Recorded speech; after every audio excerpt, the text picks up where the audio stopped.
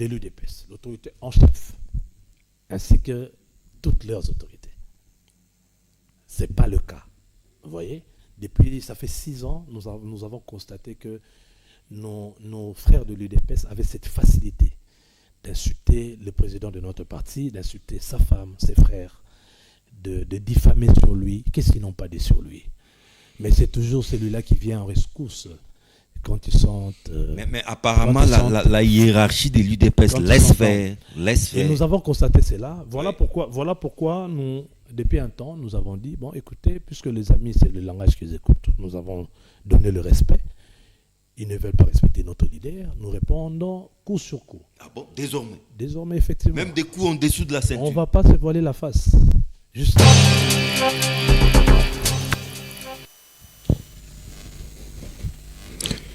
Monsieur Zédan, l'heure est grave au moment où notre pays est agressé par son voisin, certains diront même ses voisins.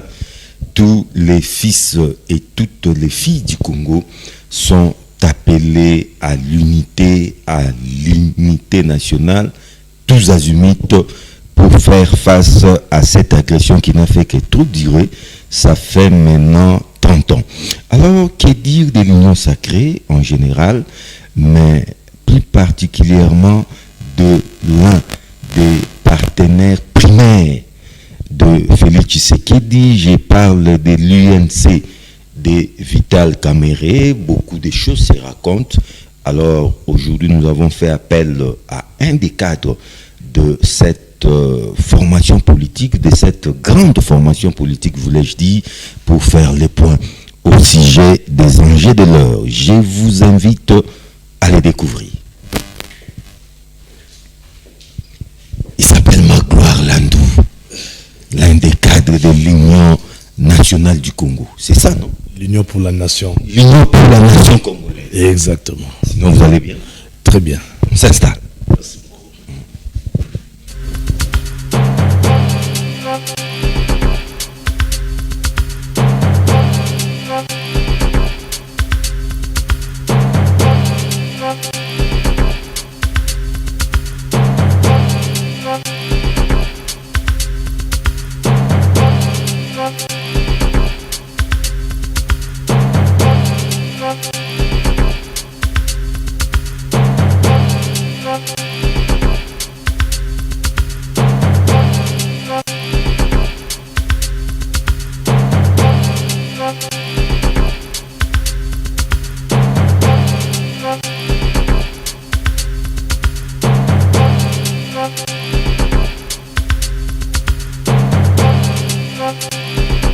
Landou, cadre de l'UNC, l'Union pour la nation congolaise, cher au président de l'Assemblée nationale, j'ai cité M. Vital Kamerhe encore une fois, bienvenue dans le jeu.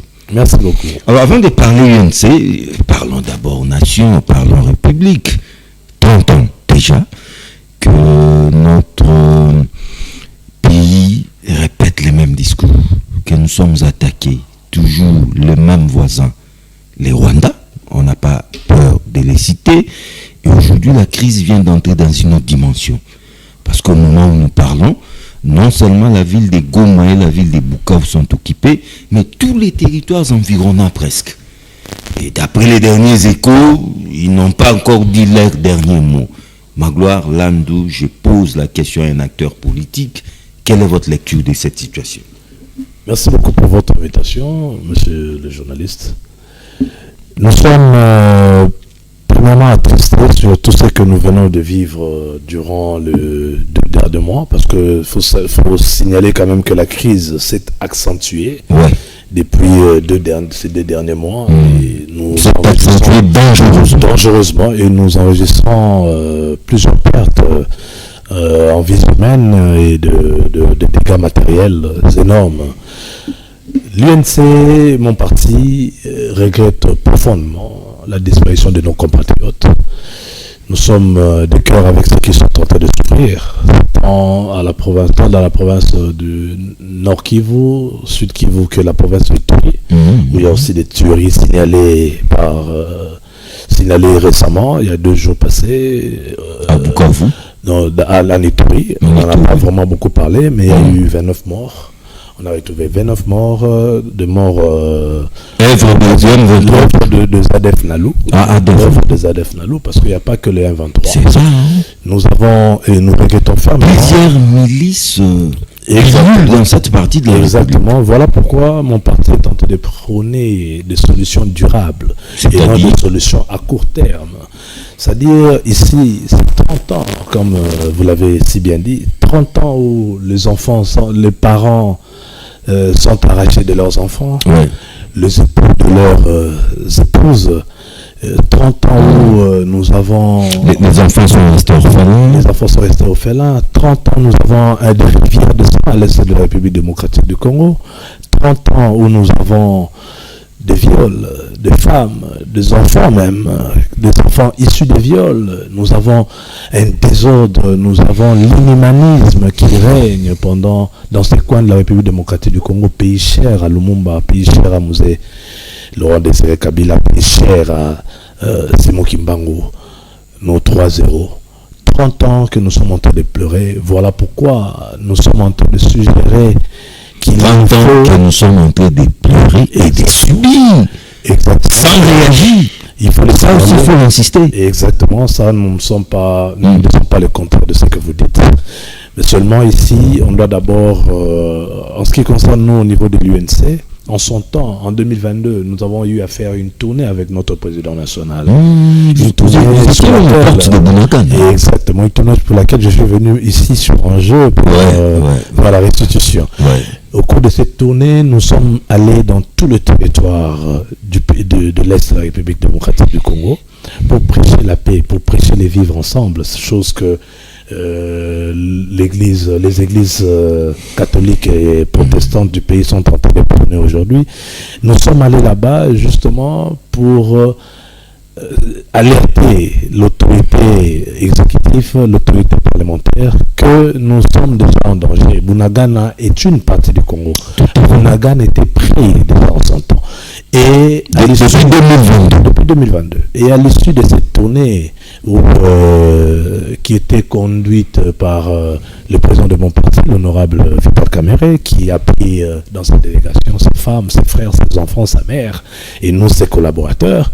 Nous sommes allés partout là. Moi qui suis de l'Ouest, c'était pour moi la première fois d'arriver à Massissi, Rutshuru, Kanyabayonga, partout là. Je suis arrivé au Vira, à Fizi, Walikale, et tout. Partout nos frères sont agressés aujourd'hui par l'armée rwandaise. Nous sommes arrivés là-bas et nous avons fait une proposition. Et notre proposition était claire. Ici, il faudrait privilégier à ce stade, aujourd'hui, le dialogue, parce que le dialogue reste la seule alternative à la guerre.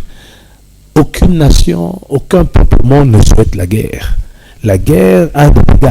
Notamment, on dit souvent, on sait quand est-ce qu'elle commence, mais on ne sait pas quand est-ce qu'elle se termine. Mais surtout, comment est-ce qu'elle se termine. Merci beaucoup. Parce que l'alternative que nous avons aujourd'hui reste à ce jour le dialogue. Et nous sommes en train de prôner le dialogue. Voilà pourquoi en son temps, nous avons proposé un dialogue triangulaire avec le M23 ainsi que les autres groupes armés au milieu, à savoir les deux pays agresseurs. Dialogue avec les M23. Nous avons proposé un dialogue triangulaire, à savoir avec les deux pays agresseurs, c'est-à-dire l'Ouganda et le Rwanda, parce qu'il faut signaler ici que nous le disons peu peut-être, mais l'Ouganda aussi. Tout à fait. Et l'Ouganda est agressé. Mais Bunagana, c'est à la frontalier avec l'Ouganda et le Rwanda. Donc si on avait pris ça, s'ils sont tentés, c'est qu'ils sont tentés par l'Ouganda. Et à suivre le tweet. Qui a servi de base arrière. Exactement. Et à suivre le tweet du général, chef d'état-major, fils du président Museveni, qui venait encore de tweeter hier pour dire que c'est lui qui attaquerait le Rwanda, doit savoir qu'il a attaqué les deux pays, c'est-à-dire l'Ouganda et le Rwanda. Il a dit aussi que les territoires du Rwanda sont jusqu'à 20 km de Lubero. Vous vous rendez compte, Lubero, c'est déjà le Congo. C'est-à-dire que, en plein Congo, c'est-à-dire que nous sommes là en train de renégocier l'intégrité territoriale du Congo. Or, cela est non négociable. Nous ne pouvons pas négocier l'intégrité, le territoire, la composition territoriale du Congo. Vous voyez, Donc, nous avons proposé un dialogue avec les deux pays agresseurs. Au milieu, le groupe armé. En ce temps, il n'y avait pas encore de l'AFC. C'était encore seul les M23 qui existaient et les ADF Nalou et tout. Parce qu'on savait que tous ces groupes armés sont commandités soit par le Rwanda, soit par l'Ouganda. Et nous avons fort malheureusement constaté que notre proposition en son temps a été vilipendée. Le président de notre parti a été insulté, comme c'est devenu d'ailleurs la mode, comme c'est devenu d'ailleurs aujourd'hui notre style de vie ici, l'insulte. Je ne sais pas où est-ce que nous avons acquis cette mauvaise culture. Et aujourd'hui, nous sommes en train de faire nous sommes tombés sur le même histoire parce que le processus de Luanda nous recommande le même recommandation qu'avait le plan de sortie de crise de Vital Kamerhe. Le processus de Nairobi fait la même chose. Les résolutions des Nations Unies nous ont envoyés vers le dialogue. Aujourd'hui, l'EAC et le SADC réunis nous envoient eux aussi vers le dialogue, bien évidemment, tout en demandant au Rwanda de se retirer. Ici, il faut faire taire les armes. Primordialement, il faut d'abord faire taire les armes et demander le retrait des troupes qui ont envahi nos territoires pour que nous puissions discuter. Mais Landou, négocier c'est bien, mais nous allons négocier dans quel état, dans quelle posture? Allons-nous négocier avec une bonne partie du territoire congolais occupé par nos ennemis? Là, il faudra dire que nous allons négocier à genoux. Ou allons-nous négocier la tête haute parce que, ayant conquis, ayant récupéré nos territoires? Alors, il y a un problème. Faut-il d'abord se battre, reconquérir nos territoires et les dialogues après? C'est ça aussi ce qui vous cause le problème avec l'UNC. Aujourd'hui, il faut savoir comment récupérer ces territoires. Mais voilà, ça ne sera pas par un dialogue quand même. C'est la grande question. C'est fait preuve de naïveté qui est de croire que des gens qui ont conquis des territoires par les armes les quitteront par un simple papier et un stylo. Non, ça c'est possible. Parce qu'il y a des crises au monde qui se sont résolues de cette manière-là. Un seul exemple. En 2012, par exemple, Goma. Ils ont quitté comment? Non, il y a eu combat. Hein? Non, avant, non. Goma n'a pas connu ce combat, comme aujourd'hui. Il y a eu une pression internationale. Exactement. Aujourd'hui, la République démocratique du Congo est sur cette lancée de mettre la pression sur le Rwanda. Et personnellement, depuis que je suis né, depuis que je connais ces atrocités, depuis 1994, nous suivons aux infos qu'il y a eu génocide et tout. Je n'ai jamais vu le Rwanda en difficulté comme aujourd'hui sur le plan... Vous remettez en cause ce génocide? Sur le plan diplomatique, je ne le remets pas en cause, mais aujourd'hui, il faut dire que la République démocratique du Congo est en train de connaître pire que ça, ok? Mais on ne met pas l'accent dessus comme si c'était à banaliser. Il faut quand même le dire. Nous avons mis en difficulté diplomatiquement le Rwanda. Certes, il n'existe pas... À travers des résolutions. Certes, il n'existe pas de puissance diplomatique, il existe de puissance économique et militaire. Ouais. C'est-à-dire, mais c'est pour nous, la République démocratique du Congo, un moyen de gagner du temps et aussi de se relever de ce coup que nous sommes en train de faire. Voilà pourquoi nous avons proposé directement un dialogue. Le dialogue, comme vous êtes en train de le dire, dialoguer à genoux. Non, mais est-ce que nous devions sacrifier le vie de nos compatriotes parce que nous avons failli à notre mission? Parce qu'il faut se le dire. Nous avons reçu pour mission de sécuriser et de veiller à l'intégrité territoriale. Nous allons faire ce débat-là après. Mais ça, c'est un débat interne. On va se regarder droit dans les yeux. Non, mais dans quel état d'esprit là nous serons autour de cette table de négociation? Est-ce qu'aujourd'hui, qu'est-ce qu'il faut faire? Il faut préserver les vies humaines ou il faut aller en affront parce que, comme vous l'avez si bien dit, ils ne vont pas déposer juste comme ça, soit on les affronte par les armes. Aujourd'hui, vous êtes encore sûr que nous voulons avoir un bain de sang de plus de 3000 morts, comme c'était le cas à Goma? Non, ça c'est un prétexte.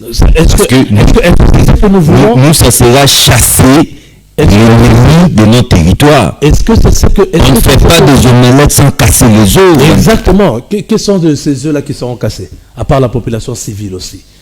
Il y a toujours des dégâts collatéraux. Alors, autant les laisser. Non, pas. Alors, mettons un terme à cela. Comment? Dialoguons d'abord. Dialoguons. Aujourd'hui, nos amis sont en difficulté. Le pays voisin, bien évidemment, nos agresseurs qui sont aujourd'hui d'ailleurs dans le gouvernement sont des ennemis, parce qu'il ne faut pas oublier, le peuple sont des peuples frères. Le peuple rwandais, le peuple ougandais sont des peuples frères. Et les resteront. Ils les resteront toujours. Ce sont leurs gouvernements, leurs régimes qui sont des régimes ennemis à la République démocratique du Congo. Nous préconisons qu'il faut aller vers les discussions. Question de faire taire d'abord les armes. Il faut faire taire les armes, mon frère. Les gens sont en train de souffrir. Il y a un bain de sang, il y a des rivières de sang. Vous nous appelez à la capitulation. Soit, c'est pas ça. Mais il faut choisir des solutions idoines. Si nous voulons nous battre, mais battons-nous. Est-ce que c'est le cas sur le terrain? Dans votre conscience, vraiment vous sentez que nous sommes vraiment en train de nous battre? Ça laisse à désirer. Exactement. Soit on se bat avant. On parle de Wazalendo. Soit on se bat avant, on détruit l'ennemi et on se dit qu'il y aura des pertes en vie humaine qui sont nos frères. Soit on se met autour d'une table, on stoppe d'abord l'hémorragie. Pour signaler qu'il y a des avancées de la part de l'ennemi. L'ennemi hier était à Bunagana, mais aujourd'hui l'ennemi est à Bukavu. Quand vous prenez la distance de Bunagana à Bukavu, l'ennemi est en train d'avancer. L'ennemi est allé même à Kamanoula, jusqu'à Kamanoula. L'ennemi est en train d'avancer. Kamanoula, c'est à quelques encablures de la ville de Vera. L'ennemi ne recule pas. Et chaque avancée que fait l'ennemi, il y a des vies humaines que l'ennemi est en train de prendre. Mais pendant ce temps, qu'est-ce qu'on fait? On continue de subir. Donc l'ennemi avance, Voilà pourquoi nous on subit. Voilà pourquoi l'ennemi annonce même prochainement je serai dans telle ville. Nous on continue de subir. Voilà pourquoi nous avons proposé, nous exhortons le président de la République de suivre la voie et les conseils que nous sommes en train de nous donner nos pères spirituels. Dans le cadre des échanges des Congolais d'abord. Ceux qui sont en train de diriger l'AFC sont des Congolais. On doit d'abord stopper l'hémorragie ici et reprendre le processus de Luanda qui nous envoie à dialoguer avec Paul Kagame et Yoweri Museveni, ainsi que tous les États de l'Afrique, de East Community africaine, de East African Community. Parce qu'aujourd'hui, chers frères, regardons-nous droit dans les yeux, disons-nous les choses en face. Nous attendons, nous les Congolais, nous attendons farouchement la réponse vigoureuse. Et coordonnée. Une réponse dont nous donnons, une réponse à laquelle nous accordons toutes les chances. Une réponse à laquelle nous mettons. Mais qui ne vient toujours pas. Exactement, voilà pourquoi il y a un problème. Nous sommes encore à la phase de recrutement. Quel est l'état de notre armée? Vous voyez? Quel est l'état de nos positions? Quel est l'état de nos matériels? Quel est l'état de tout ça? Est-ce qu'on doit toujours rester là, à subir que l'ennemi puisse annoncer chose qui est grave? L'ennemi annonce. Oui, il annonce. Que j'arrive à Kalemi en telle période. Prochaine étape. Ça c'est grave. Donc, moi, je préconise qu'on ne puisse pas laisser les vies de Congolais. Même quand vous avez une plaie, cher frère John, et que le sang est en train de couler, la première des choses qu'on fait, on stoppe d'abord cette hémorragie de sang là. Si vous avez une plaie sur votre doigt, vous allez mettre un peu de déodorant, un peu d'alcool. Mais pas tout prix. Vous n'allez pas prendre du sable pour stopper cette plaie parce qu'il faudra tout prix. D'abord. La solution peut être pire que le mal en soi. On stoppe d'abord l'hémorragie parce qu'il y a des vies. Par n'importe quel moyen. Il y a des vies humaines, chers frères. Par n'importe quel moyen, ça allait être si nous répliquons. À ce jour, nous ne sommes pas en train de répliquer. Qu'est-ce qui se passe? La population se pose des questions. Comme vous l'avez bien dit, nous sommes en train de subir. C'est ça la réalité sur le terrain. Mais nous, voilà pourquoi nous sommes derrière le président de la République. Pour lui donner nos sons. C'est-à-dire, c'est lui le chef, c'est lui le papa de la maison.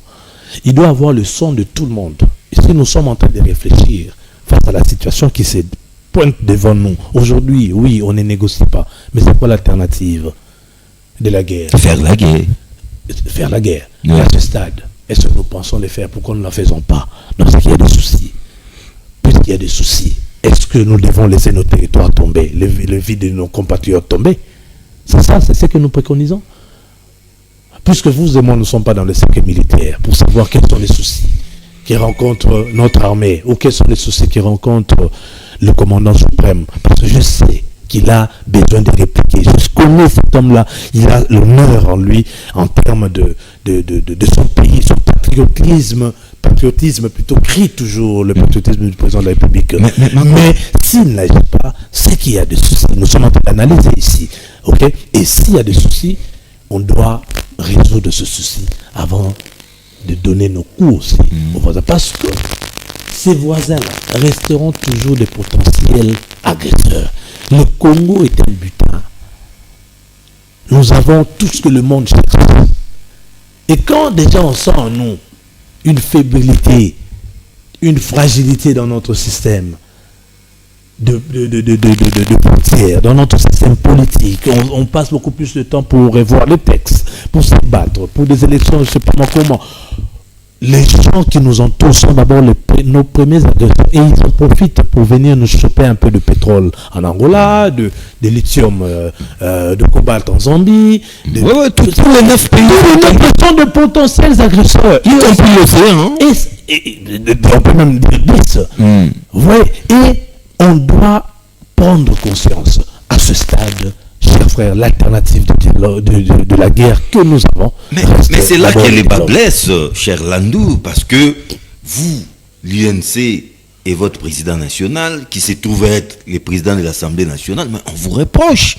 Vous voulez que le chef de l'État négocie, tantôt vous soutenez les dialogues, alors que le chef de l'État nous fait savoir que cette initiative n'a pas sa bénédiction, il n'a mandaté personne pour aller chercher à dialoguer. Mais le président de l'Assemblée nationale, du haut de la chaire de l'Assemblée nationale, nous dit non, nous devons négocier, nous devons dialoguer.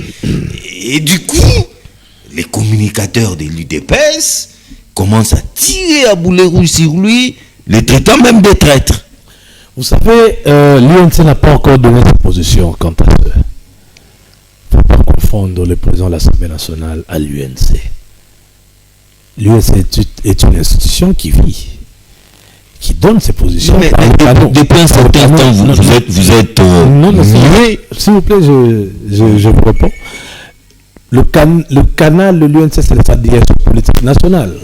L'UNC n'a pas communiqué, l'UNC n'a pas donné sa position sur cette affaire de la guerre ou de dialogue. Jusque-là, nous estimons que nous sommes dans une famille politique et au cours dans cette famille politique, il y a un chef qui donne les tympans et le chef reste le président de la République qui est tenté de donner les tympans sur la marche à suivre.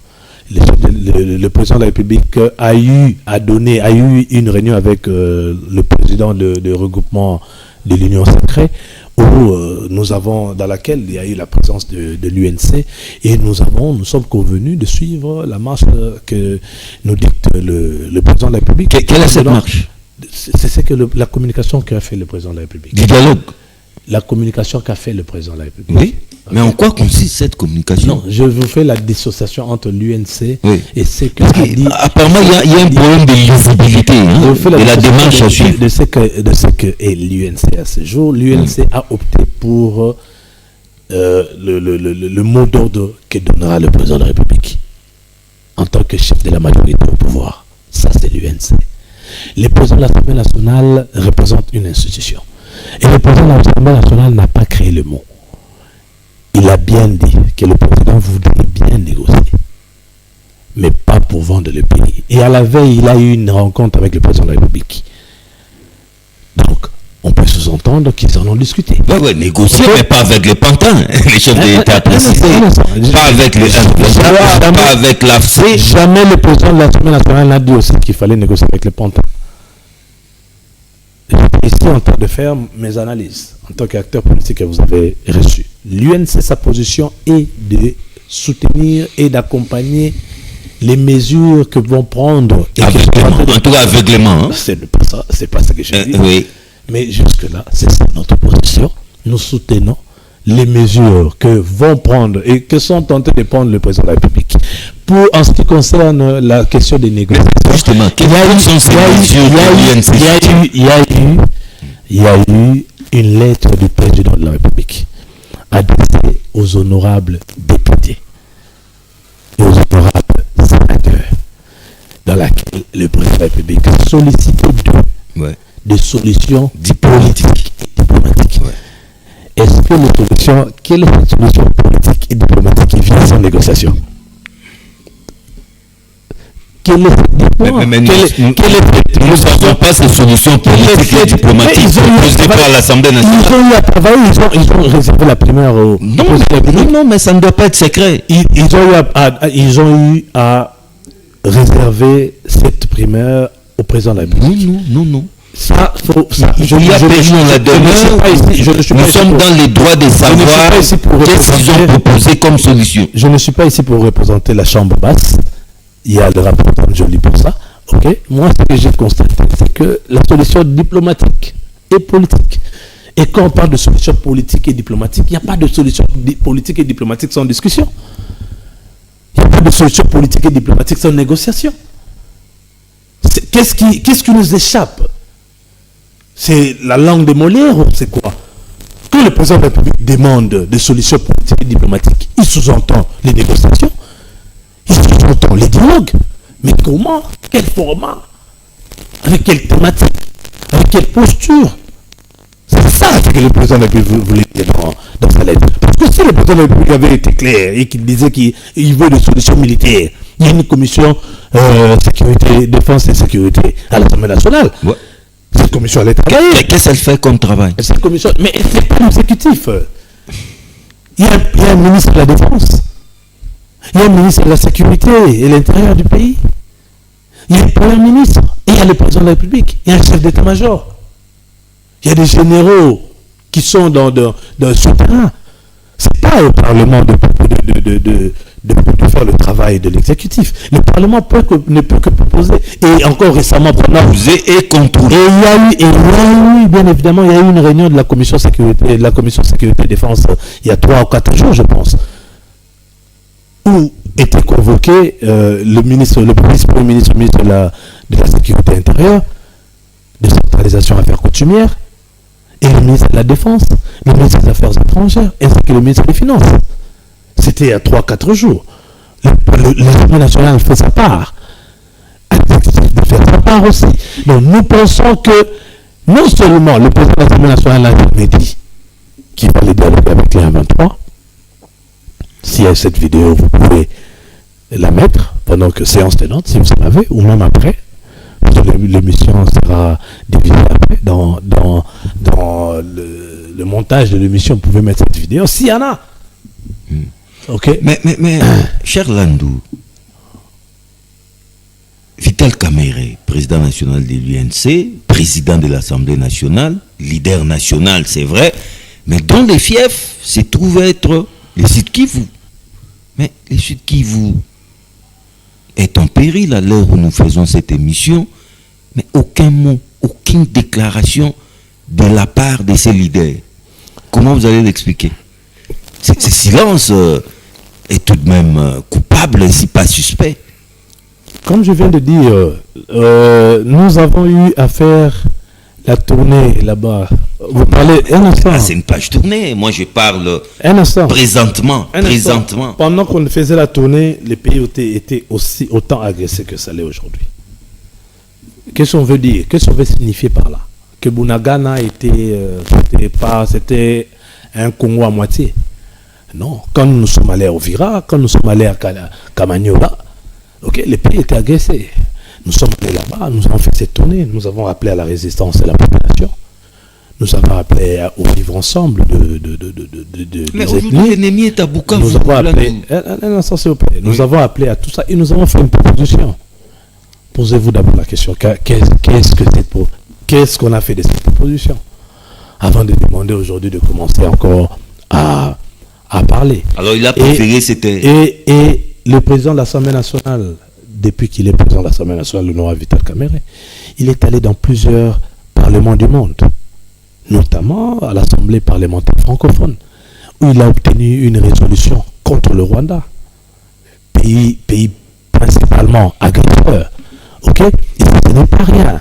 Il a dénoncé ces atrocités, cette occupation inhumaine qui frise le nazisme. Il a dénoncé cette occupation dirigée par le président rwandais. Il a dénoncé ça partout dans le monde. Il est passé. Et là encore, non, contrairement à ce que les gens sont en train de dire qu'il était absent à la réunion de l'Union sacrée, il était dans une mission, bien évidemment, secrète. Là, c'est la rue. Il était dans une mission secrète, une mission diplomatique pour aller dénoncer. Est-ce que tout le monde ne doit que prendre les micros? Qui ne sait pas que le président Vital Kamerhe s'insurge franchement contre tous ces gens de personnes, notamment qui a connu des problèmes avec l'ancien régime. On ne les sent pas. Alors, il n'y a personne qui a subi les revers de cette agression comme Vital Kamerhe en tant que des hommes politiques. Okay? C'est son fief qui est menacé. Il a perdu tout un poste prestigieux parce qu'il a dénoncé. Il ne fait que dénoncer. Vital Kamerhe est le seul acteur politique aujourd'hui, en tout cas de son rang, qui a participé dans toutes les négociations de paix. Résultat visible. Mais il y en a eu, il n'y a pas eu. Le président de la République qui dit à son entrée qu'il a trouvé un pays entier. Non, sous-entend, on n'a pas dit qu'il y avait la sécurité. Une armée professionnelle. On n'a pas dit qu'il y avait la sécurité totale. On n'a pas dit qu'il n'y avait pas l'insécurité. Mais au moins, on n'était pas envahi. Ok? Donc si on en était arrivé là, c'est parce qu'il y a eu des négociations depuis les années 90. Et Vital Kamerhe est l'un des pions majeurs pour la République démocratique du Congo. Est-ce que vous savez que Vital Kamerhe, les gens ne le savent pas, a mis à mal le président Museveni et le président Kagame au cours d'une conférence? Je pense que vous savez cette histoire. Moussa a demandé de devenir président de la République pendant 30 minutes. Et Moussa allait même laisser sa chaise. Les autres présidents, je crois que c'est le président Thabo Mbeki qui a dit non, vous ne pouvez pas faire ça. Vous ne pouvez pas laisser votre chaise de président. Et on a trouvé une autre chaise pour le président Vital Kamerhe à côté. Et il a dézingué le président Kagame. Il a dézingué le président Museveni. En telle sorte que la délégation rwandaise s'est fâchée, a quitté la salle. En telle sorte que la délégation ougandaise s'est fâchée, a quitté la salle. Voilà pourquoi on ne l'aime pas de l'autre côté. Voilà pourquoi ils n'ont jamais supporté Vital Kamerhe, parce qu'ils maîtrisent la question de l'Est. Le problème, ce n'est pas de parler. Le problème ici, le président de la République a déjà une voix tenace. Une voix qui porte la voix de 100 millions de Congolais. Une voix qui arrive. Aujourd'hui, ces collaborateurs qui sont les autres là, ils doivent trouver des solutions. Mais les mécanismes, être probablement soit sur terrain diplomatique, sur terrain politique, pour trouver des solutions. Ici, il faut trouver des solutions. Ce n'est pas évaluer. Les gens meurent, le pays est en danger. Demandez à tout prix, dites quelque chose, c'est un spectacle. On dit, Vital Kamerhe prend son micro, il dit, chose qu'il a toujours fait. Et après, 5 minutes après, 10 minutes après, on récupère ce qu'on a perdu. Il ne mobilise pas. Ok? Il a déjà eu à le faire et il le fait toujours. Il est fatigué. Vital Kamerhe le fait toujours, je dis au présent. Il le fait toujours. Il a eu à le faire avant beaucoup qui sont en train de parler aujourd'hui. Et il continue à le faire. Il mobilise.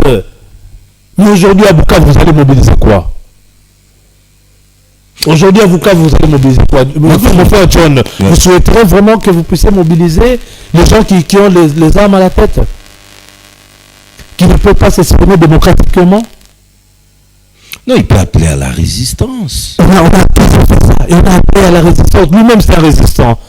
Son parti même s'est aimé de la résistance. Souvenez-vous, vous vous souviendrez que ce monsieur-là est resté 25 heures du temps sur sa chaise. À cause de cette histoire de Rwanda. Magloire Landou, l'UNC qui est cet allié primaire, l'allié des premières heures de l'UDPS, de Félix Tshisekedi, souvenez-vous de Nairobi. Hein? Là, nous sommes encore en 2017. Hein? 2018. Mais est-ce qu'aujourd'hui, les relations UNC-UDPS se portent bien? Parce que chaque jour qui passe, il y a des révélations.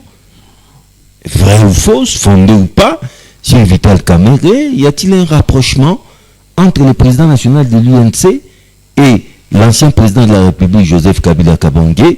Est-ce que le président de l'Assemblée nationale serait-il en train de conspirer, de comploter contre Tshisekedi?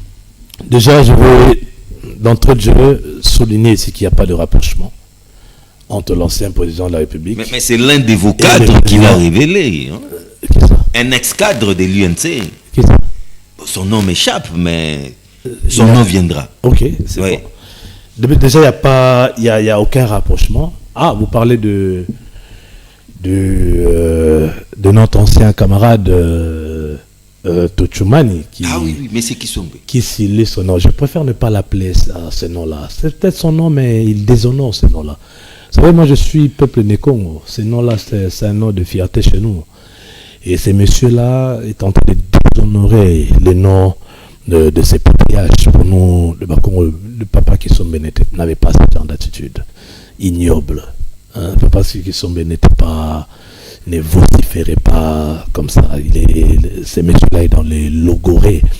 Il est dans tout ce qui est discourtois, il est dans tout ce qui est dialélo politique. C'est vraiment un enfant issu de l'impair. Donc je ne pense pas ne pas trop accorder d'importance sur lui. C'est un ancien cadre que nous avons banni dans notre parti parce qu'on ne voyait plus son importance. Nous, on ne trouvait plus en quoi est-ce qu'il pouvait nous servir. Mais à un moment de la vie, chanter, danser. Mais oui, c'est ça lui. Lui, la politique, c'est chanter, danser, c'est faire la talakou. Je vais vous surprendre, il a des qualités plus que Tutu Kaluji. En la matière, oui, je vais vous surprendre, demander à tout le monde. C'est un bon animateur. Non, mais je vous dis, Bill Clinton, Tsengo Kodibende et Macintosh n'arrivent pas à sa cheville. Les gars s'illustrent et savent, je vais vous dire que nos leaders politiques ont parfois un faible sur ces genres de pratiques. Il a trouvé un peu la place.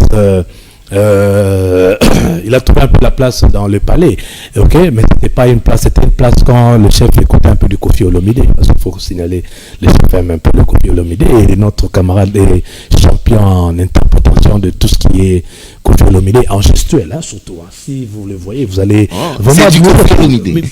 Donc un peu, donc vous voyez comme des trucs, donc je peux pas, en tout cas c'est un monsieur que nous pensons qu'il doit avoir de soucis. Nous pensons qu'il doit avoir des soucis. Et il a un réseau déjà de soucis de santé peut-être qu'il a. Nous pensons qu'il en a. Et nous pensons aussi qu'il a des soucis d'ordre familial qu'il doit résoudre. Et je demande à nos amis de l'UDPS de faire très attention à lui parce que c'est un poison. Je reviens à votre question. Oui. Rapprochement, Joseph Kabila, Vital Kamerhe, ça c'est faux. Ils se sont rencontrés en Afrique.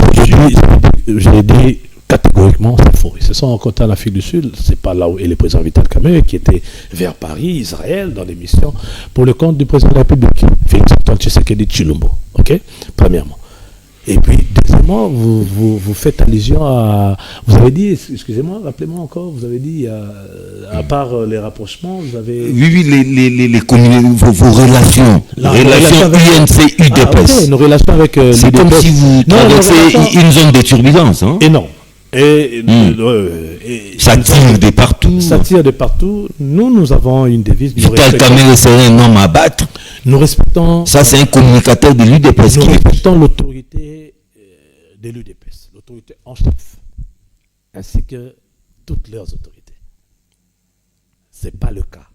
Vous voyez, ça fait 6 ans, nous avons constaté que nos frères de l'UDPS avaient cette facilité d'insulter le président de notre parti, d'insulter sa femme, ses frères, de diffamer sur lui. Qu'est-ce qu'ils n'ont pas dit sur lui?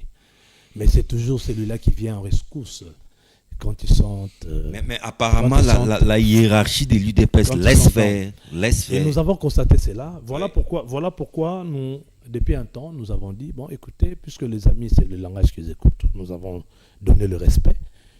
Ils ne veulent pas respecter notre leader. Nous répondons coup sur coup. Ah bon, désormais? Désormais, effectivement. Même des coups en dessous de la ceinture? On ne va pas se voiler la face. Jusqu'à ce qu'ils vont comprendre que nous leur avons donné ce qu'ils méritaient, c'est-à-dire le respect. Étant fille aînée de l'opposition en son temps, Okay? Nous avons respecté cela. Mais c'est que l'alliance UNC-UDPS n'existait plus. Et nous sinon, pas... qu'il y ait des façades. Mais mon frère John, aucun enfant ne va supporter vous insulter son père, vous insulter, même si vous êtes son patron. Un jour, il va se lever. Aujourd'hui, nous disons que si le président Vital Kamerhe est insulté, nous allons répondre. Nous allons répondre parce que vous avez suivi les communicateurs de l'UDPS. Si le président Kamerhe est insulté, vous répondez en insultant qui? Non, on n'insulte pas.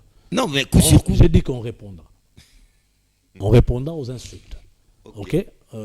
Bafinga et Moutoumounen, j'ai pas. C'est une réponse aux insultes. Okay? Non, ça, c'est pas une réponse. Ça, c'est une légitime défense. Effectivement, voilà, nous serons dans la légitime défense. Donc, je vous appelle à constater ce qui sera notre légitime défense. Donc, ici, vous avez vu le communicateur de l'UDPS, oui. Comment est-ce qu'ils ont souhaité la mort du président.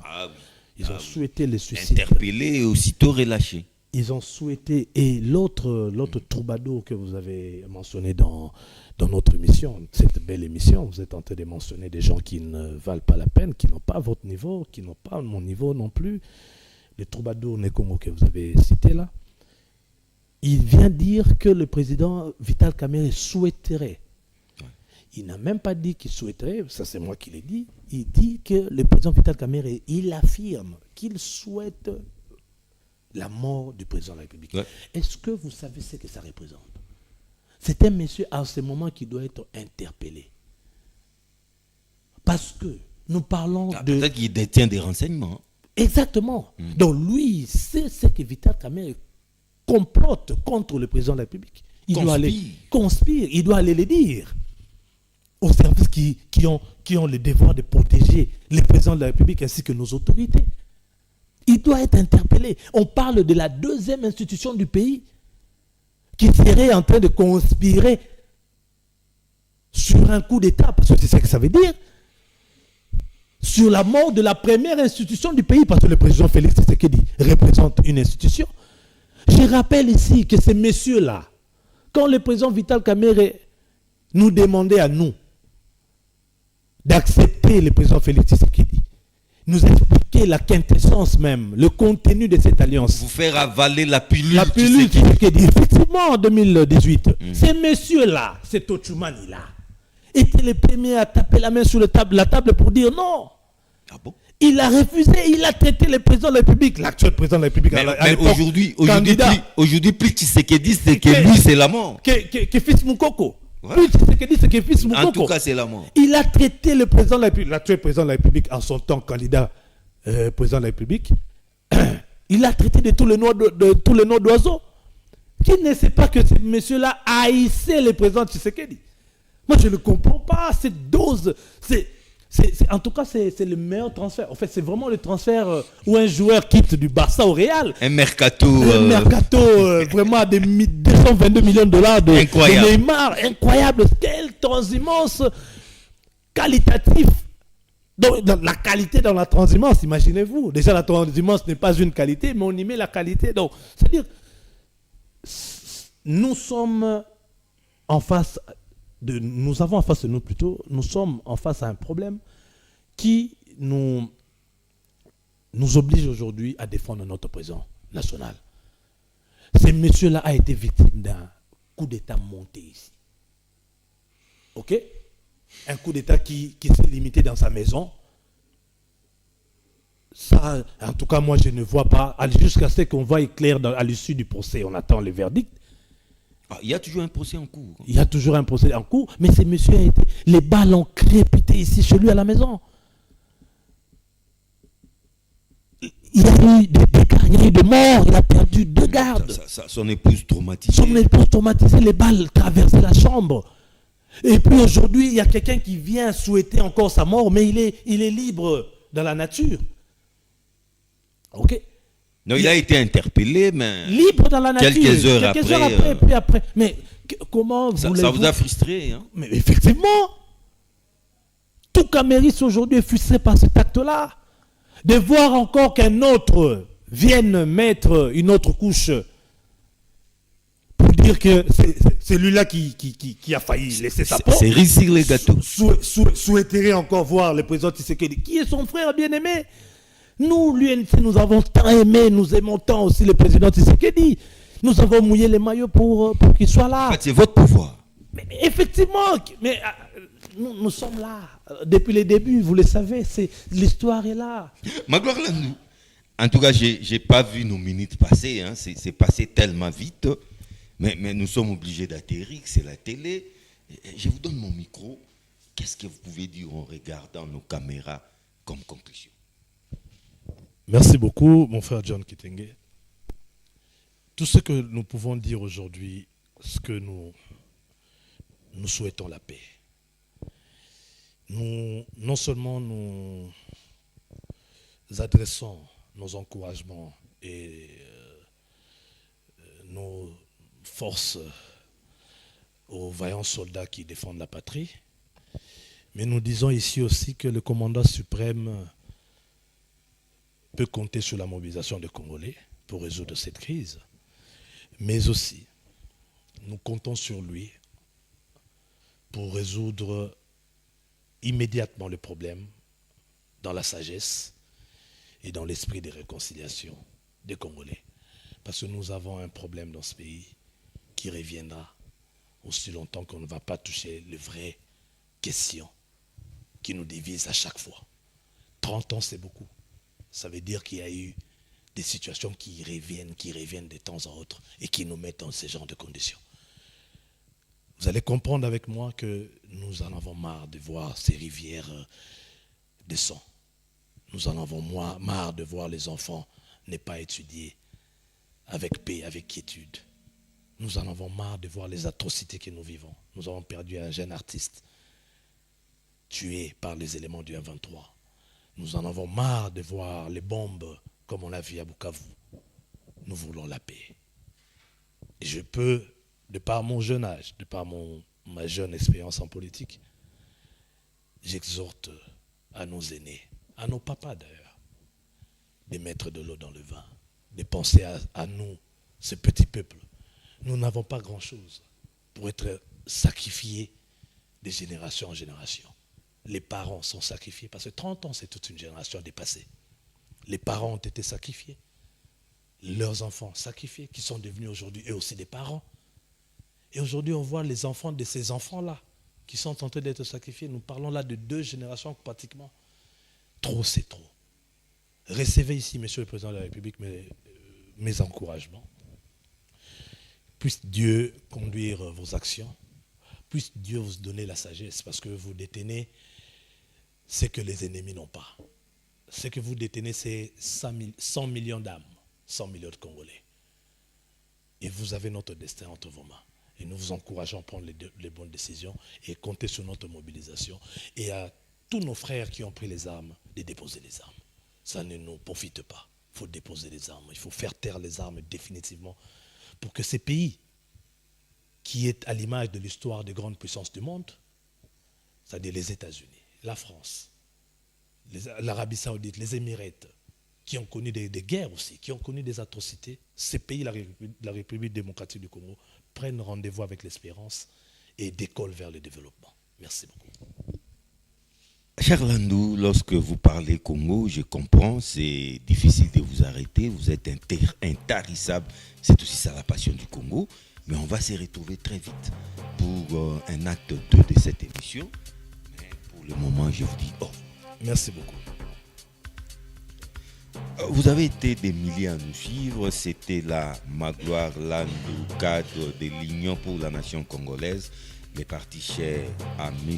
Vital Kamerhe, président de l'Assemblée nationale, qui a essayé de tordre les cou à toutes les rumeurs qui circulent sur le président national de leur parti et a essayé aussi de donner son point de vue sur les enjeux de l'heure en République démocratique du Congo, caractérisée par cette agression de la part de nos voisins. Moi, mon plaisir est de vous retrouver très vite dans une nouvelle édition des enjeux avec les mêmes et réels plaisirs. Au revoir.